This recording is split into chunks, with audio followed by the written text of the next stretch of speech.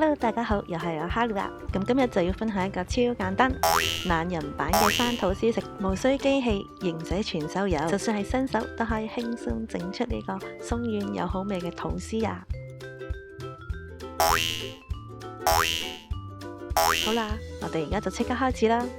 材料就有呢啲。好啦，咁就首先將42克嘅水呢，就叮一叮熱佢。然後就將佢混合喺個牛奶入面備用，然後呢，就準備高筋麵粉130克，就倒入糖15克、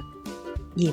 2克、酵母2克，跟住就倒入頭先混合好嘅牛奶水，然後就用膠刮刀或者刮板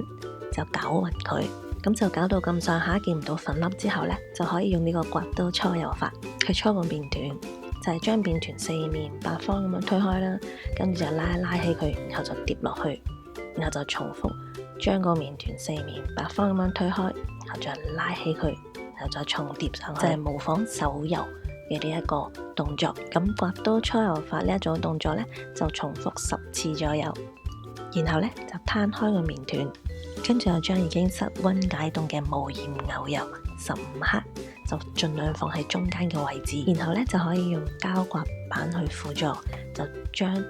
四周圍嘅麵團呢，就往中心位置，就盡量將個牛油呢，就包喺個麵團入面。好啦，咁包好之後呢，就用膠刮板呢，就撳一撳佢，然後就逐少咁樣搓個麵團。咁就將牛油同埋個麵團呢，咁樣搓到佢混埋一體。咁喺搓嘅時候見到牛油呢，走咗少少出嚟都唔緊要嘅，咁就照樣包翻佢喺入面啦。然後就繼續用個膠刮板咁樣撳一撳翻佢入去，然後就搓。咁搓到咁上下呢，又係將個麵團拉去啦，然後就疊翻佢上去，跟住又再繼續搓呢個步驟。咁呢個搓，然後將個麵團就四面八方咁樣推開，然後又再拉起佢，再疊翻佢落去，然後再重複搓，然後將個麵團四面八方咁樣拉開佢，然後又再拉起個麵團，又再疊翻落去。呢個動作呢，又係大概重複10次左右。好啦，咁呢個時候就應該將呢個麵團同埋牛油就已經攪拌均勻混埋一體嘅時候，咁就可以輕輕咁樣將佢盡量推返去中心嘅位置搓完佢啦，然後就冚返個蓋，就放大概15分鐘。好啦，咁15分鐘之後呢，就用手輕輕搓一搓個麵團，就係撳一撳，然後拎起一邊嘅麵團再掉落去，跟住又再撳一撳，又拎起另外一邊嘅麵團再掉落去，咁就大概搓2-3分鐘左右就 OK 噶啦。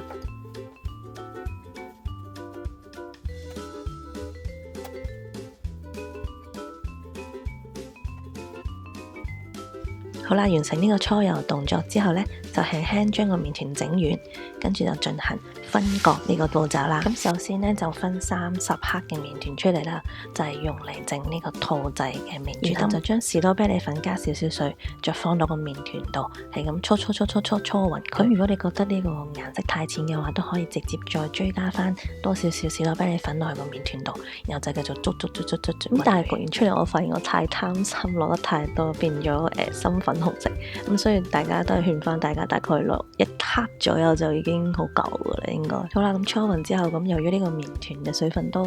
少少啦，咁所以就用呢個膠刮板呢，就輔助翻，跟住將佢搓成圓形，然後就用牛油紙隔一隔個白色麵團，跟住冚翻埋個蓋，就發酵到2倍大就 OK 噶啦。發酵嘅時候可以準備定盤熱水啦，跟住就將個麵團呢，就放喺上面，咁就用呢個隔熱水發酵法。咁大概就發酵30分鐘左右，就會變到2倍大嘅。咁就大家睇翻唔同嘅氣候都會有唔同嘅情況嘅，咁就可以自己去衡量翻。好啦，咁就趁發酵嘅時候就可以幫呢個兔仔帽搽定牛油。好啦，發酵完成啦，跟住呢，就喺個油面板上面滲少少手粉，然後就將個白麵團嗰個收口位向面，跟住又撳一撳佢，排一排走入面啲空氣之後呢，就進行呢個分割嘅步驟。咁今次我係用呢個兔仔帽啦，咁所以呢，首先我就要分佢2隻耳仔，就係各42克，然後就分多粒35克嘅麵團出嚟。分好之後呢，就各自將佢哋搓軟，咁搓嘅時候又係由外往內推，由外往內推，咁呢個方式去搓完，跟住記得最後咧要練翻好個手合位啊！咁呢邊會示範多次呢個搓油動作，就係上下對接，後就左右對接，跟住就個收合位咧就向下放手掌心，跟住就由外往內推呢個方法去搓碌完佢，跟住到最後記得要撳翻埋個收後位就 OK 噶啦。咁如果係用一般嘅吐司模嘅話呢，咁就可以直接將佢捲埋，然後放入模度焗嘅。或者你個人喜好想將佢焗成山形吐司嘅話，咁就可以分成2等份或者3等份，咁放入個模度焗都 OK 嘅。好啦，咁白色麵團搓完之後就輪到粉紅色麵團啦，就係要將佢哋首先呢就分開一半，然後就再碌完佢。咁所有麵團都搓好之後呢，就冚埋布，跟住就等佢哋休息大概10分鐘。好啦，10分鐘之後就要進行呢個成形嘅步驟啦。咁其實呢個成形步驟呢，呢度粒麵團呢做法都係一樣，就係首先拎個麵團出嚟，收合位向上，跟住就撳一撳去排氣，然後就拎起個麵棍，由中間位開始向上碌，再翻去中間位，然後就往下碌，咁就重複呢個動作，然後就拎喺下面個位置往中間位咁接，再拎喺上面個位置往中間位接。然後呢，就將佢再上下再對接，跟住就捏好嗰個手合位。好啦，一隻耳仔嘅麵團成形好啦，跟住就輪到去捏下一隻啦。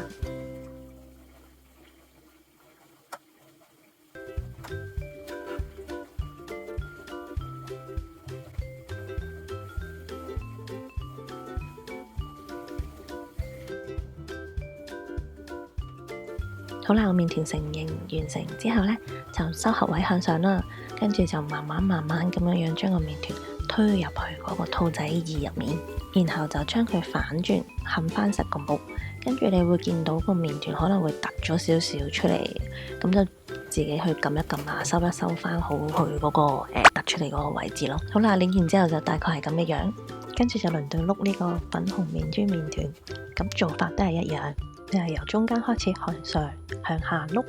跟住呢就接3接，然後就捏好收合位。咁捏完個長度呢，就大概7cm 左右就 OK 噶啦。咁就記得可以喺碌之前呢，就滲少少手粉，咁就防止黐住嗰個麵棍。好啦，咁碌完麵珠之後呢，就到碌呢個大白色麵團，咁又係首先拍下佢排下氣啦，之後又係由開始喺中間嗰度向上向下咁碌。咁呢個大嘅白色麵團呢，目標長度係20cm，咁闊呢就大概6cm 左右。碌到去目標長度之後呢，就撳一撳塊布，之後就開始碌另外一粒細嘅白色麵團，咁又一樣撳一撳佢排氣啦，跟住就由中間開始向上向下碌，跟住呢就又係接3接，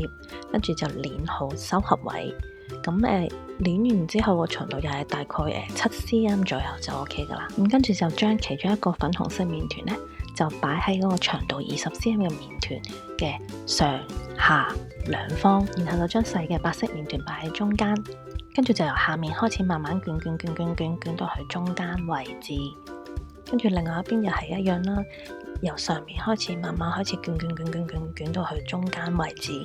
跟住就捏好上下兩邊嘅收口位。好啦，咁完成之後就大概係咁嘅樣，跟住就將佢呢打洞放喺個兔仔模入面，跟住就慢慢撳，咁就撳翻佢呢同個兔仔耳嗰個麵團嘅高度差唔多。咁撳完之後大概係咁嘅樣，然後就冚蓋發酵到大概9分滿就 OK 噶啦。咁發酵到9分滿之後呢，咁就焗爐用200度預熱，跟住呢就焗20到25分鐘。好啦，咁吐司出爐啦。咁吐司出爐之後就要即刻拎出嚟，大概就燉3-4下左右啦，然後就脫模。哇，焗完出嚟顏色都幾靚仔啊！跟住落嚟就係切開佢，睇下入面嗰個麵珠係變成點噶啦。咁如果覺得粉紅麵珠個步驟呢，